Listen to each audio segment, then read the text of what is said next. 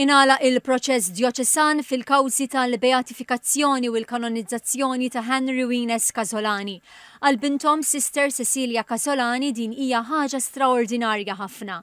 Ma' TVM News irrimarkat li l-Knisja ħadet lil ġenituri tagħha bħala mudell għal koppji miż-żewġa. Testimonjanzi li taw, speċjalment biex inkiteb ktieb u ħafna affarijiet li nkitbu fuqhom, huma verament testimonjanza ta' nies twajba, ta' nies verament kienu viġin talla, ħafna. Stephanie Quintano li kienet parti mill-proċess qalet li l-mod kif għexu Henry Wines Casolani u l-imħabba tagħhom għall-Ewkaristija kienet tissarraf f'imħabba lejn il-proxmu. Li għarfu li t-triq tal-qdusija hija t-triq tal-mafra, ma jpaċbxux fuq in-nies.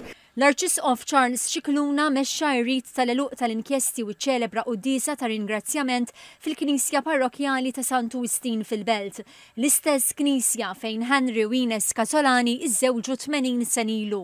Il-kawżi għal beatifikazzjoni u l-kanonizzazzjoni tagħhom infetħu f'Awwissu tal-2015 bit-twaqqif tat-tribunal. Matul dawn is-snin nistemgħu diversi xhieda u nġabret id-dokumentazzjoni meħtieġa dwar il-ħajja u l-fama tal-qdusija ta' din il-koppja. L-Arċisqof Scicluna ordna lil postulatur ta' dawn il-kawżi Patri Josef Xiberras biex l-attijiet waslu Ruma għand id-Dekasteru tal-Kawżi tal-Qaddisin. Patri Josef spjega li hemmhekk tibda l-fażi tal-istudji tal-provi.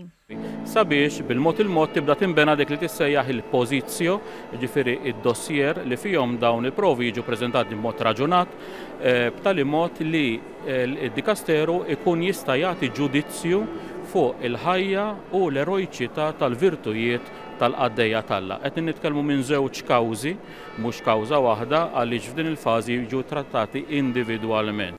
Patri Josef qal li dan hu proċess li jieħu ammont ta' snin sakemm id-Dekasteru jasal għal konklużjonijiet tiegħu u jippreżenthom lil Papa li mbagħad jagħti l-awtorità lid-Dekasteru biex joħroġ id-digriet fuq l-erojċità tal-virtujiet biex jibdew jissejħu venerabbli.